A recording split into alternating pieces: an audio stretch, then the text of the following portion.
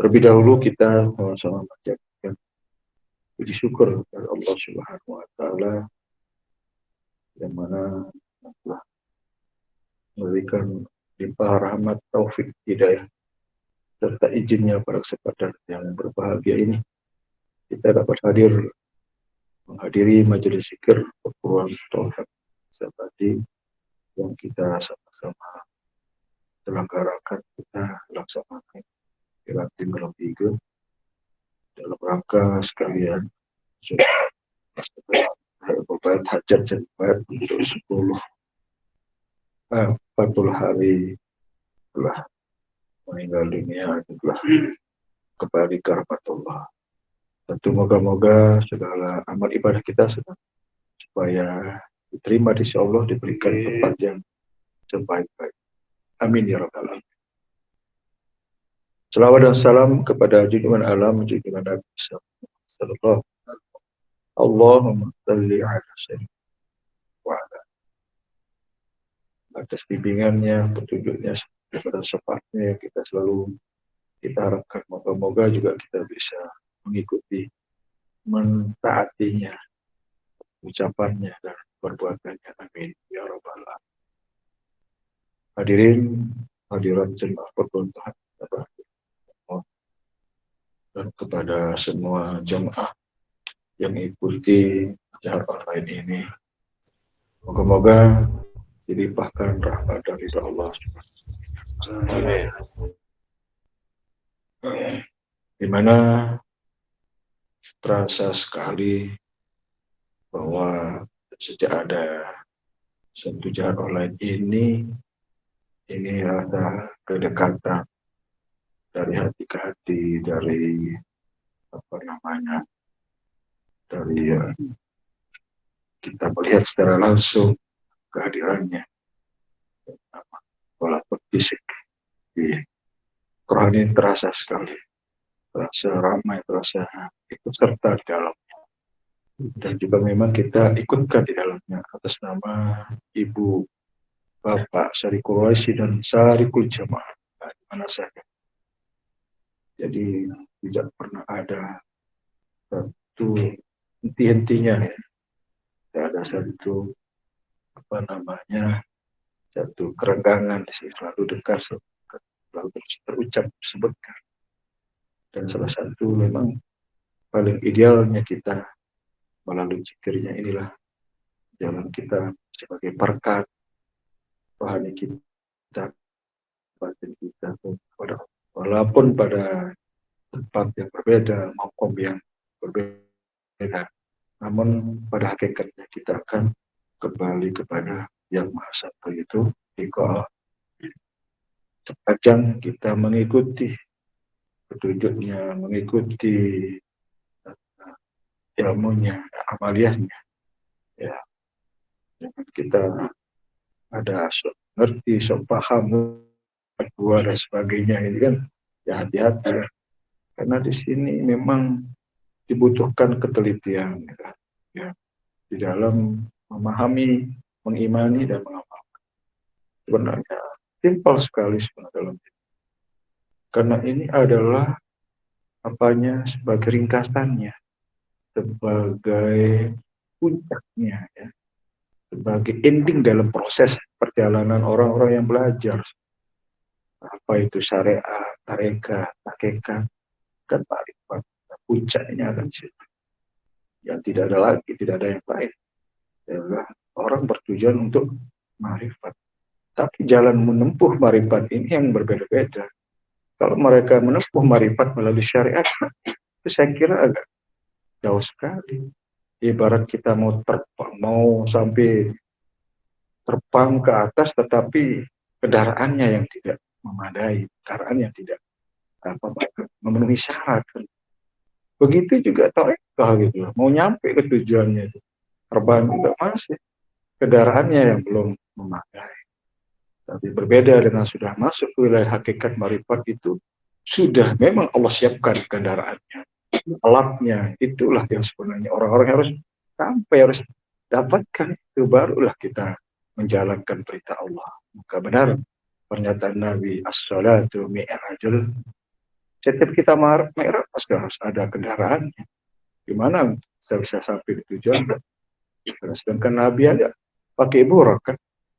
Nah, buruk ini sebagai sebuah penafsiran yang berbeda-beda. Sebuah pendapat. Nah, inilah kalau kita bahas ini panjang ya. Nah, itulah sebagai satu apa namanya ya gambaran-gambarannya, pandangan-pandangan. Nah, kalau kita mau nyampe kepada tujuan kita yaitu dan amalan dalam segala amal dalam segala yang kita lakukan amalan yang puncak adalah zikir. Karena zikir itu final sudah. Kalau kita tidak ada zikir di dalam ibadah itu berarti kita lalai di dalam zikir kepada Allah dalam beribadah. Dan itu sebenarnya. Nah, kenapa dikatakan orang-orang sholat itu dikatakan lalai? Tapi sebagian mengatakan lalai karena waktu, lalai karena rukunnya bisa jadi, lalai karena ada hal-hal yang mereka ya tidak memenuhi dalam rukun dan salat. Tapi kelalaian di sini memang lalai di dalam ingat pada Allah. Karena hakim sholat di zikri itu tujuannya. Namun memang tidak gampang. Gitu. Nah begitu pentingnya ingat, karena ingat itu adalah sebagai sebuah kesuksesan di dalam ibadah. Nah, baru dikatakan ibadah itu karena ada ingat di dalam. Baru dikatakan zikir karena ada ingat di dalam. Baru kita sempurna itu karena ada ingat di dalam. Maka wazakaros marabbihi fasallah. Ingat dulu, tapi ini baru permulaan itu dikasih. Baru kita dikasih permulaannya. Itu sudah luar biasa. Sudah bisa sambung, bisa nyampe loh. Apalagi yang nyampainya kan gitu. Ke sononya kan begitu ya. Ke Rabbani ya. Tapi kan prosesnya itu Nabi aja tidak langsung ke Sidratul Muntaha kan proses dari pertama, kedua, ketiga seterusnya sampai Sidratul Muntaha. Nah, pembahasan inilah yang sebenarnya menjadi rumit, menjadi banyak kontroversi karena berbeda-beda pandangan. Tapi kalau ikuti ilmu ini tidak akan rumit, tidak akan membuat mereka sulit, tidak mereka kena rumusnya, udah ada ilmunya kok. Maka ilmunya ilmu hakikat dan mari. Kalau kita masih berpegang di syariat, aturan syariat yang jauh sekali. Seperti yang saya umpamakan tadi, kita mau terbang tapi masih pakai skater, mana mungkin kan, mustahil lah. Nah, seperti itulah perumpamannya. Inilah karena mereka tidak mau membuka diri, tidak mau transparan, tidak mau mengakui kan begitu, masih malu-malu, masih gengsi lah.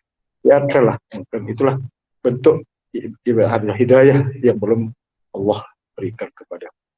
Pada satu waktu insya Allah ada waktu. Mungkin dia menunggu 100 tahun perguruan ini baru mereka ikut. Tapi kan terlambat. Kalau tidak di alam barzah mereka ini kan hanya sampai. Nah, itu sayang kan. Berbeda rasanya kita memiliki, kita punya rumah, punya kendaraan. Daripada dipinjamin rumah, dipinjamin kendaraan. Beda. Kalau kita punya. Tapi daripada tidak nyampe kan. Tapi itulah sebuah perumpamaannya. Tapi moga-moga lah mereka ini terkesan ya, mereka ada sebuah kemauan, sebuah keinginan untuk ikut dan untuk belajar dan kita bersyukurlah kalau ada saudara-saudara kita yang di luar ini sudah mulai membuka, menyingkap persoalan rohaninya, menyingkap persoalan rahasia itu, menyingkap persoalan siri itu sendiri, walaupun hanya pembahasan, tapi minimal lah tidak mereka asing ketika dia tunjukkan mana di mana yang mereka bahasa. Dan kalau kita hanya pengamalan saja, karena semuanya itu sudah lewat bahasa yang sudah seringkali kita sampaikan seperti ya, maka didukung dengan banyak dalil, banyak sejarah-sejarahnya sebagainya. Itu akan membuat menarik sehingga mereka ya artinya mereka pingin dan sebagainya kan.